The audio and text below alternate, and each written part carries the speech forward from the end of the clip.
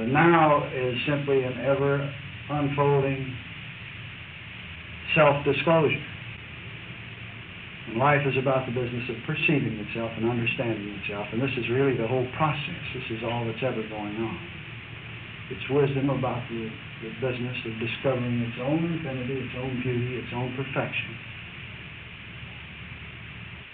And to point this point out and to make it clear, let me say again, now some of you people who have been with me for weeks will just hear me say again what you've heard before. But there's an old saying in the East that nothing has been heard once until it's been heard 12 times. And so it is that it's true, there is a grand perfection present. And we hear it said time and again, and we hear it from many places. We look in many mirrors of the self. Those mirrors may appear to be books, they may appear to be governments, they may appear to be institutions, they may appear to be what you call teachers, labels, all labels attached to figments of your own seeing. And we listen to it and see it and hear it over and over and over until finally we hear it and see it. Humanity would call the sudden intuitive knowing or the mystical marriage. It goes by a million different names, but it happens. It just happens where I go. But it happened where I go because of the very experience it seems having happened to me. And of course that experience doesn't happen, to put it in a time sense, it doesn't seem to happen until one is actually earnestly about the business of looking for the truth, to find out just what reality is. But by the same token, whether one is looking for what reality is or not, the action of life is the discovery of it, automatically going on, effortlessly going on, whether we're really doing it or not. You know, you touch the hot stove to learn not to touch a hot stove. And you walk across a hot pavement barefoot only to find out that sometimes you can't walk on black pavement barefoot in the hot sunshine. You better put shoes on or something. Or we wear shoes in order to find out that it's pretty darn good sometimes to go barefoot. And so whether we are really about the business of looking for the truth or not, consciously looking for it or not, we are forever discovering it anyway. What we are discovering is what we already are, not something that we are trying to acquire. Because the truth that we're looking for is here. It's right here. It's here, closer than breathing, closer than fingers and toes, and I tell you, it's here. It is here. There is nothing that anybody could want that is not already right here, right now. Now, it's here. It's not somewhere else.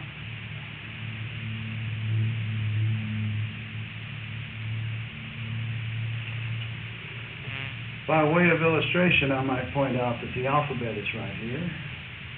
An intangible alphabet is here. Who would deny that? You can't see it, you can't weigh it, you can't measure it, and yet it shows itself forth as a whole bunch of letters. But the alphabet's here. This principle is here. Whether we see it, whether we look for it, whether we know it, whether we care about it, it's here. And by the same token, the principle of arithmetic is here. The principle is here. The principle is intangible. It doesn't have a beginning. It doesn't have an end. You can swing all of the axes, and you can throw all of the bottles, and you can destroy all of the buildings. You can blow the earth apart. But the principle of arithmetic remains untouched, unaffected, unhurt, and the principle is perfect. It doesn't have a single error in it, a single mistake in it. It is immaculate, and it's here. It's right here, right now. And furthermore, it's all here. There's no aspect of it that isn't here. Now, that which shows the principle forth seems to be a lot of numerals, signs, symbols. That which makes the principle manifest or known to itself appears to be numerals and so forth. And they are themselves finite rather than infinite, because a number, the principle is infinite because it's all. That is, within itself it's all. The numeral, which is like a quality or an attribute that shows it forth, is not all there is to the principle. Consequently, the numeral is finite. That is, it is measurable. It has a beginning and an end. The number 3 begins where number 2 ends, and it ends where number 4 begins. So it appears then to be finite. And yet that numeral, even though it's finite, it's eternal because it lasts as long as the principle lasts. And the principle, having never had a beginning, could never have an end. Consequently, we see what the metaphysician understands as a very strange paradox. He sees himself looking out at an eternal finiteness. And the mystic said this first, or the illumined, or the enlightened, or whatever you want to call it, said this first, and then the philosopher came along and created a philosophic system that proved it by use of reason and logic, and then finally science comes along and very laboriously proves it, tangibly proves it, so that the intellect will buy it, and lo and behold, we find out that matter really can't be destroyed, that matter is energy or light, that we can change it and do all kinds of things with it, but it still winds up still being what it was, if we don't get rid of the energy or the light.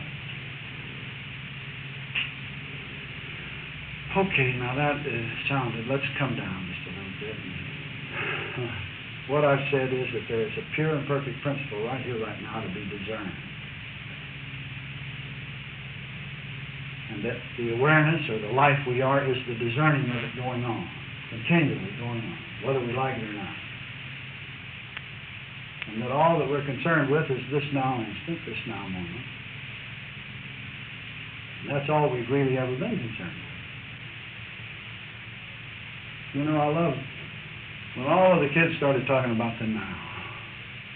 I jumped up and down, clicked my heels because I said, great, it's the truth. Why should I not see my own youthful aspect of self out there?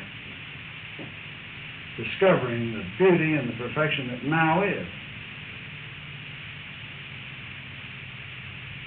Because the now is all we're ever concerned with, just this now. Now, of course, the human sense of things, the body sense of things, the world sense of things, takes now and makes it the most infinitesimal nothing on the face of the earth. It makes a bologna sandwich out of it. See, it's got it wedged in, it's got the past on one hand, a very, very thick piece of bread that stretches infinitely in one direction, called the past. And then on the other hand, it's got the future that it stretches out and worries about and is concerned about. And he's guilty about the past, don't forget. Everything in the past he's guilty of and has done wrong or something. And I wish I hadn't done this or that. And on the other side, there's this great future about what's going to happen. Earth is being destroyed, and we're getting to where we can't breathe the air, and the water is becoming polluted, and we're becoming overpopulated, and what's going to happen, and I've got to plan and calculate and put aside so many dollars in order to take care of this and that. But all the while, right in between, dead in between is a thing called now, right now, now. And inevitably, the now is always all right. When we bring it right down to the right here, the right now, and then at the moment it would seem that the tangible here now is this room, where you listen to an aspect of yourself called Bill, just making an effort to be honest, to tell it like it is. And you'll notice that the now, when you bring it down to the now is always all right. The now really is always all right. It's always that worry about what's going to happen in just the next minute. Or when you look at the stack of bills, what's going to happen in just the next minute? Or when you look at the government, you're worrying about, well, what's going to happen if this trend continues? Or if you look at the past, you'll say, well, what does it teach me or tell me? Or if I had only done thus and so. But you'll notice, if you'll just stop and consider,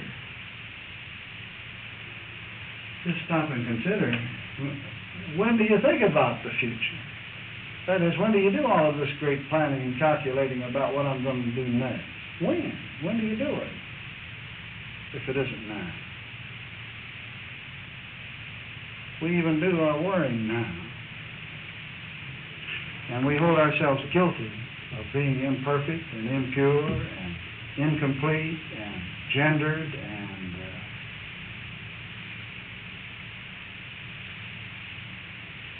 we do that now too. So the now is an eternal now. And it seems that the now is a ubiquitous now. It's with us, inevitably being us all the time. So,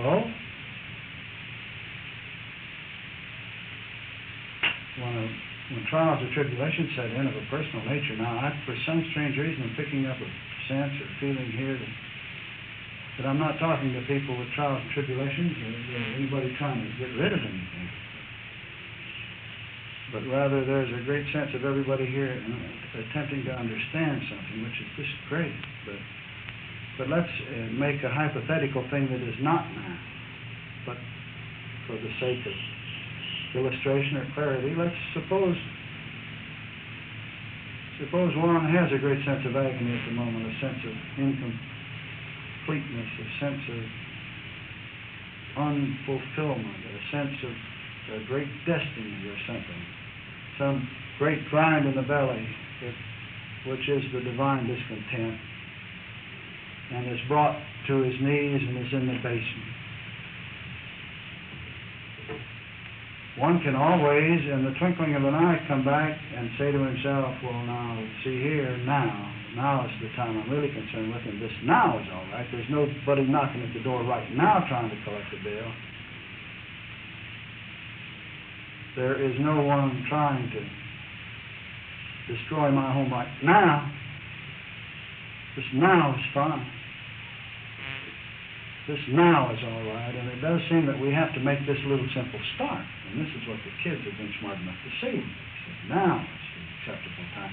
Incidentally, it's very interesting to note that every one of the religious philosophies that have ever started began with this statement, behold, now is the acceptable time. The kingdom of heaven is at hand now. One time Jesus was asked, well, what does all of this mean, all of these signs and symbols I see in the sky? What does it mean? Tell me what it means. Tell me about prophecy. And incidentally, in Jewish theology, this is the holiest of all holy weeks, and today is one of the holy days. This time they said, what do all these signs mean? And instead of answering the question directly, he answered it obtusely. He said, perfection is even now spread over the whole face of the land, but men perceive it not. And he said, test this now. Do you know that that's in the Bible? So many people don't know it. Say it. Test this now. See if this now is all right.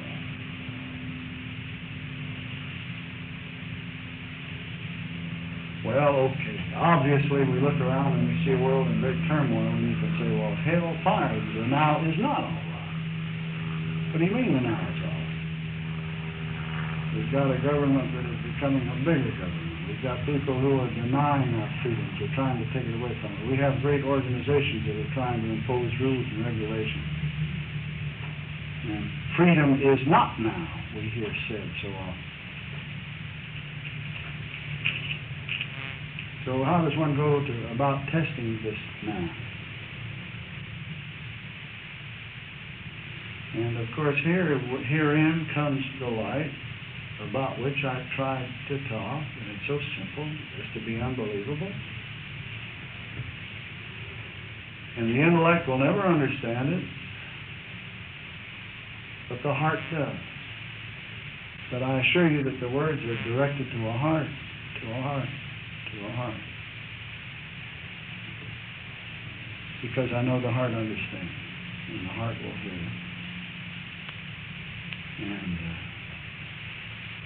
so if you'll bear with me, that's what I'll do from this point on.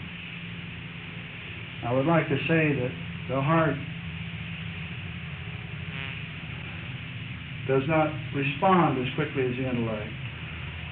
the heart will hear something and mull it over. But the heart sings when something comes along and says, this is so, this is right, this is how it is. The heart sort of sings. It's a gentle singing. And the heart is not bound to this dimension of time. The heart will hear some of these things that I'm saying, not today, but tomorrow or the next day or the next week or the next month or a year from now or 10 years from now.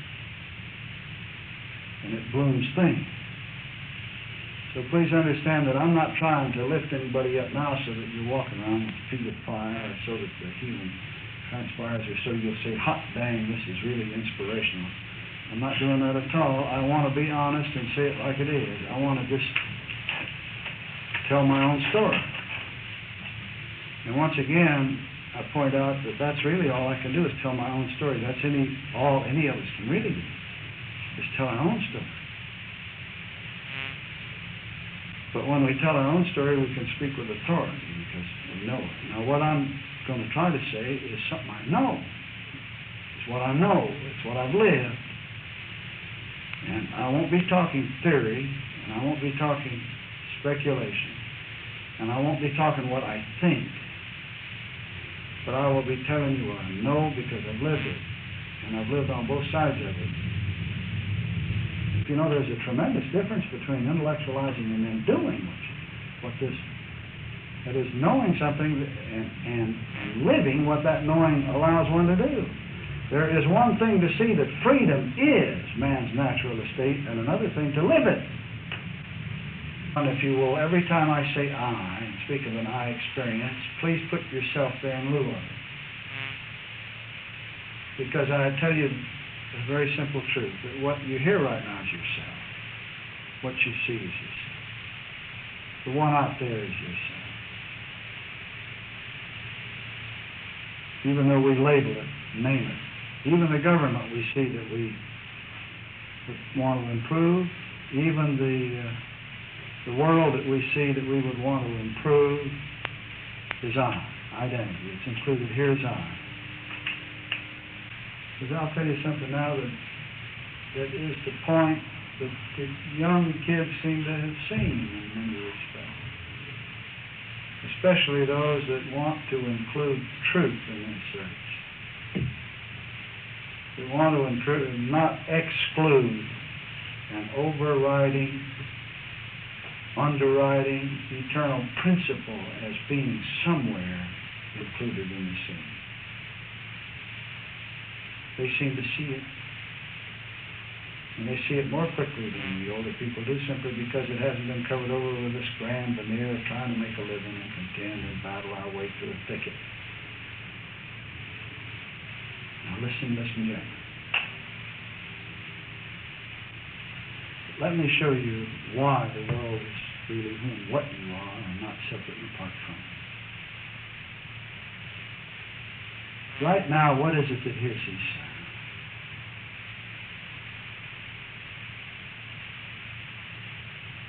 What hears these sounds? What hears these sounds?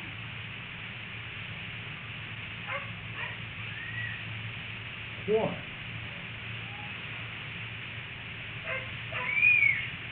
What, in all honesty, right now, what hears these sounds? What sees the one called Bill up here leaning against a beautiful piece of furniture? Yeah.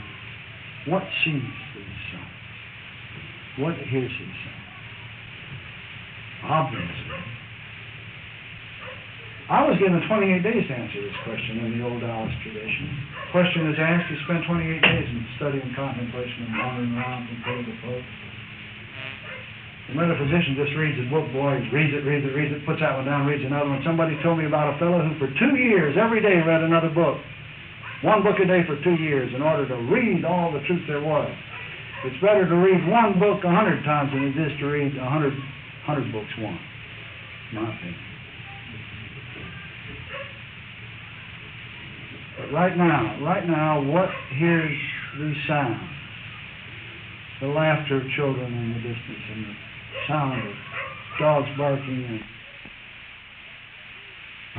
All right, what hears these sounds? What sees these sights of tradition? Simple, consciousness, or life itself. Life itself. Life itself, or consciousness, or as I was looking for a new word to use, I said awareness.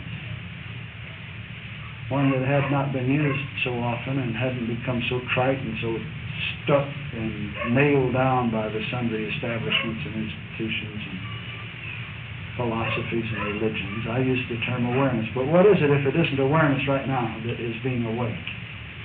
Awareness right now listens and hears Bill. Awareness right now thinks. Awareness right now feels feelings. Isn't it? What is it? What is it that if you were to stick a pin, in your finger, what would feel the pain? What would feel the sharp prick?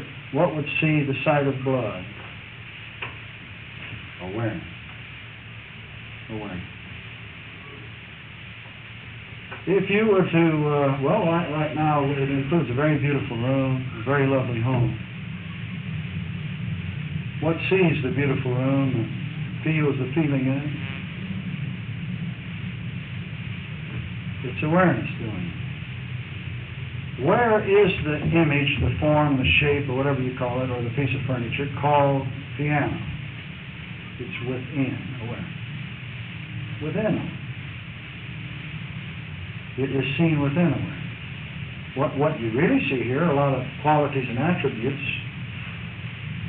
nothing but qualities and attributes that you name, have labeled piano. For example, you see shape or form, but there's no piano in that shape or form. There's that shape that you see, form that you see, but there's no piano itself in that form.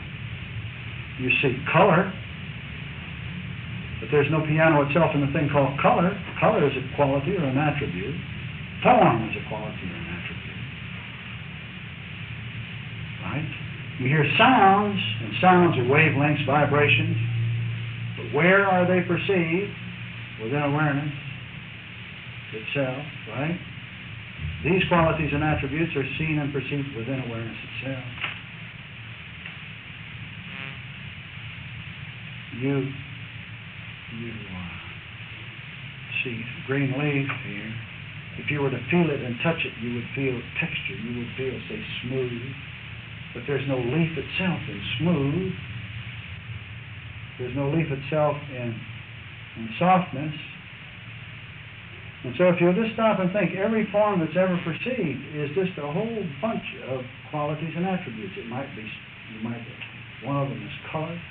One of them is malleability, perhaps, or tensile strength, but all of these things are just qualities and attributes, but there is no isness itself in any of those qualities or attributes. And yet we will look out at a certain form and we then give it a big name, like piano, or man, or woman, or blanket, or bird, or world, or government. And yet where is everything seen? Every one of those qualities or attributes. Where is it ever seen? Where is the only place it's ever seen? Within. This awareness, it's aware right here, right now. This awareness, it's aware right here, right now. Where have you ever seen the one called husband, daughter, friend, school, government? Where have you ever seen it? Within this awareness. Not another, within this one. This awareness. Oh, yeah, we can say, yeah, but my wife, boy, she's got her own ideas. Yeah, but where do you see the wife? And where do you see what appear to be other ideas that she's got? Within this awareness. And you can say, yeah, but I got a history professor that is hellfire. He wants me to memorize everything in the cotton-picking book as if memorizing all of that stuff is supposed to mean something to me. But where do you see the one called history professor? Where do you hear the words? Where do you see the book? Where do you do the so-called memorizing? Where do you read the words? Where do you feel the pages of the book, if not within this awareness that's aware right here, right here? This awareness. Not somebody else's awareness. Your own awareness. The awareness that one says is I. you stop and think about history. You know, go back to the pre-words, the era before words, which must have been the greatest era of all. Oh, boy. There isn't a single pebble or rock that you can't pick up right now that didn't exist, or a grain of sand, or a drop of water that didn't exist before the first word ever came into being. Where do you see it if you go back into history? Where do we think of the great movements that came along? Where? But within this awareness right here. Where have we ever heard of the invention of the we except within this awareness right here? This awareness, not another. Where has all of the study of history and past movements and events, where has it taken place? Within this awareness right here. Not another, not somebody else.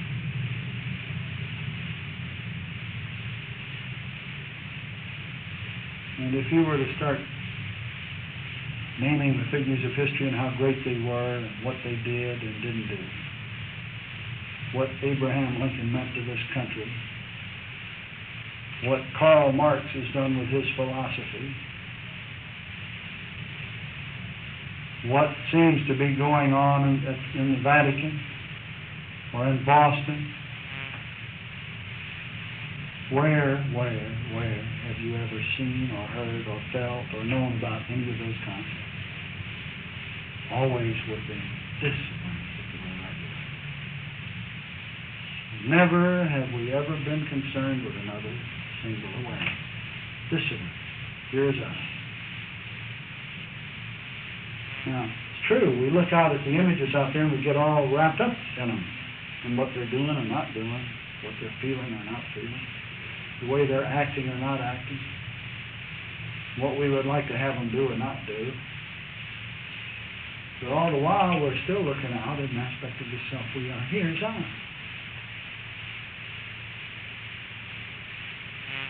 Isn't this true? What is awareness if it isn't life itself? What is awareness? I mean, when we say we are alive, what do we mean? We mean I am aware. Awareness right here, right now, is the first indisputable and only unarguable point that you can say. There is no question but what awareness is aware right here, right now. Looking out at an aspect of itself that it sees as forms and images with a name, a label hung on it, called Bill, making sounds, but you're listening to your own sound.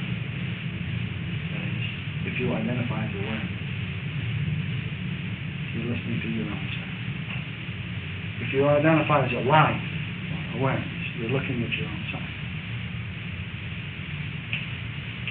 If you identify as awareness, you're feeling your own feeling.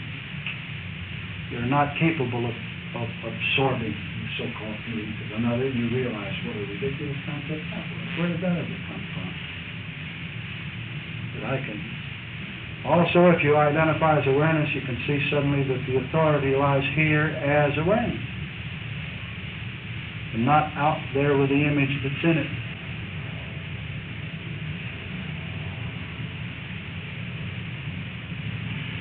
The authority lies with the awareness that sees the form, and it doesn't lie out there with the image that appears to be trying to lower the boom, or with the dollar bill that appears to just a piece of paper, with a number on it.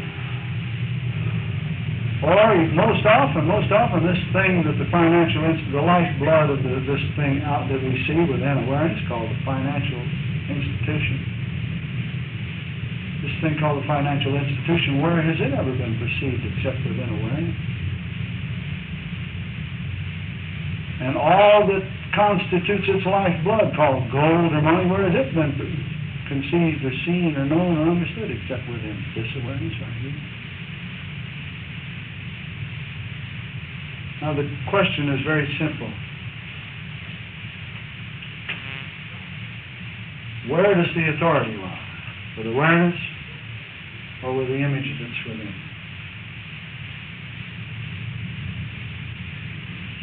It is as if suddenly, and this is the great religious experience that follows me around, it is who and what I am.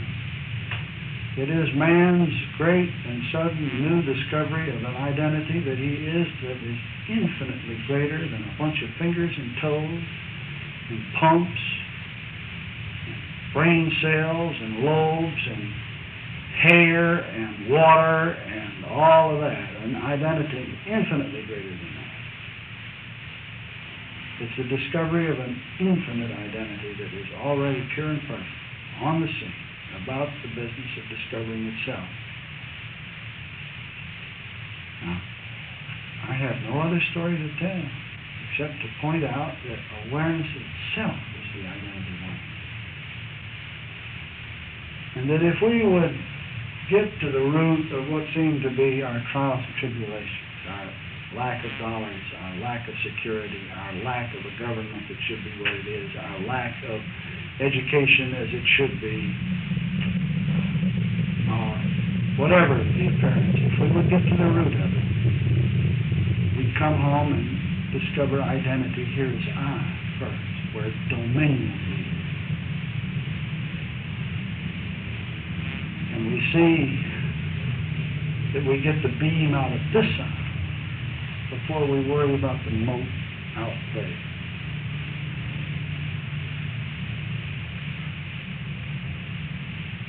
We realize suddenly that heretofore we have identified as an image on a television picture tube, so to speak. And on this television picture tube there are many images, some of them called churches, some of them called schools, some of them called dollars, some of them called husbands, wives, some of them called a billion different things. We've identified as one of those images on there by the name of Bill, or by the name of John or Mary. And we did all of this for a reason. I won't go into all of that. There's a reason for it. But all of a sudden, we discover that awareness is infinitely more than that. That identity is infinitely more than just that little speck in time and space. But awareness is the picture too. Because isn't this awareness right here, right now, who and what I am? Is not this awareness right here, right now? Is it not all-inclusive? Have you ever been outside it? Have you ever seen anything but this awareness? Have you ever heard a sound but this awareness? Have you ever heard of anybody in all history? Have you ever seen a star anywhere within the immensity of the universe that wasn't perceived within this awareness? Has there ever been a thought that was not this awareness? Suddenly we see that identity is this awareness, which is the whole picture too. And we cease identifying as that poor, miserable little speck in space, beset by trials and tribulations and the weight of the world on its shoulder, trying to correct everything that comes along, trying to make over a universe, as Lao Tzu put it. The world is a perfect vessel, and who will try to improve it, spoils. As Jesus put it, perfection is even now spread over the whole face of the earth, but men see it not. So identity shifts, and this can happen right here, right now, because it's already happened right here. Suddenly, we see that identity is this infinite perception that's going on. Perception is who and what I am. Vision is who and what I am. Awareness is who and what I am. Within which all things appear, and I am the appearing of all things. To use the analogy of the television set, instead of being that little image, would have to contend with other images wherein time and space are involved. We see a greater identity, which is the whole picture too. And awareness is in it. It's boundless, it's endless, it had no beginning. Will have no end. Now that doesn't do away with this body on the side. There still seems to be a body that you put clothes on. You still brush your teeth, and you still comb your hair, and that body does all kinds of little things, and you're not unaware of a body. Awareness includes that too, but it sees all bodies as itself. Lo and behold, we look out and suddenly we see that, gee whiz, if awareness is who I am, then everybody and everything I see is what I am. But the authority lies here's I, not out there as that.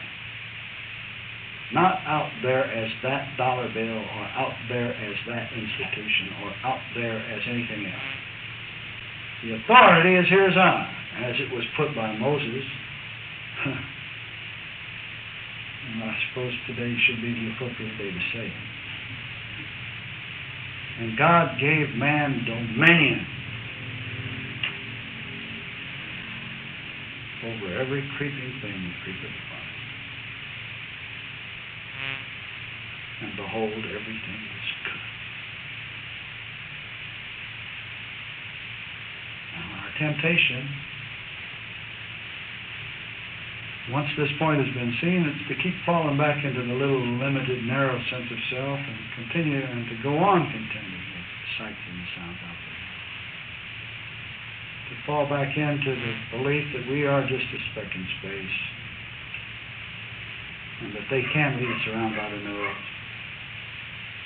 and tell us to do this and that and the other thing. But the remarkable thing is that we find out that if when we live as awareness itself, and test this now awareness, you'll find out that the dominion really is here.